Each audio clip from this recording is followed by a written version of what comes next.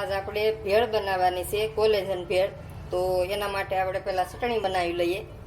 તો આપણે આ બે મરચાં લીધા છે, સાદા મરચાં મોળા આવે એ, ને આપણે તીખી મરચી લીધી છે, આદુનો ટુકડો લીધો છે, આ લીલા ધાણા લીધા છે, તો ધાણા મેં લાટ લીધા છે, તો આ સિંગ લીધી છે મેં, આપણે ઘેરે શેકીને ફતરી પાડી લો તોય હાલે, ને મેં સિંગ લીધી છે, નિમક લીધું છે, ખાંડ લીધી છે।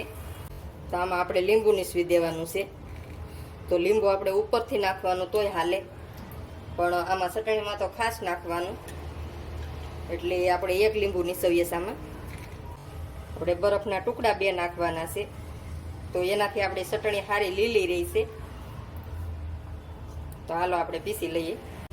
તો ચટણી આપણે પીસાઈ ગઈ છે, તો કલર એ બહુ મસ્ત આવ્યો છે, જુઓ તમે લીલો કલર આવ્યો છે, બરફ નાખો એટલે કલર બહુ મસ્ત આવે। તો હવે આપણે વાટકીમાં કાઢી લઈએ।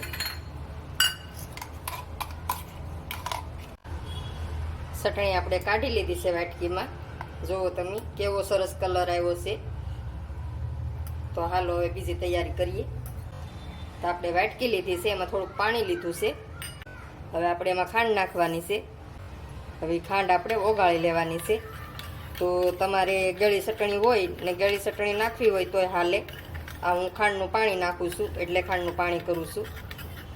તો આ ખાંડનું પાણી નાખવાથી ટેસ્ટ બહુ મસ્ત આવે છે। તો આ રીતે આપણે પાણી કરી લેવાનું છે। આ સિંગ લીધી છે, તો આની ખોતરી આપણે પાડી લીધી છે, તો એ સિંગ લેવાની છે। આ આપણે મસાલા સિંગ લીધી છે, તો એ લેવાની છે। આ મમરા લીધા છે આપણે, તો એ નાખીએ આપણે। આ ડુંગળી લીધી છે આપણે, તો એને ઝીણી સુધારી લીધી છે, તો એ નાખીએ। હવે આપણે આ ચટણી બનાવી છે, તો એ નાખવાની છે। આ ચટણીનો જ વપરાશ આપણે વધારે કરવાનો છે। હવે આપણે આ ખાંડનું પાણી કર્યું છે, તો એ નાખવાનું છે। હવે આપણે લીંબુ નીસવી દઈએ। ઝીણી સેવ લીધી છે, તો એ નાખવાની છે। હવે આપણે મિક્સે કરી દઈએ બધું। હવે આપણે બધું મિક્સે થઈ ગયું છે, તો હવે આપણે લીલા ધાણા નાખી દઈએ। હવે ફરી મિક્સે કરી લઈએ। હવે આપણે એને પીરસી લેવાની છે। હવે આપણે પીરસી લીધી છે, તો હવે ઉપર પાછા સિંગના દાણા નાખી દઈએ। મસાલા સિંગ છે, તો એ નાખી દઈએ ઉપર આ રીતે। ઝીણી સેવ છે, તો એ નાખી દઈએ।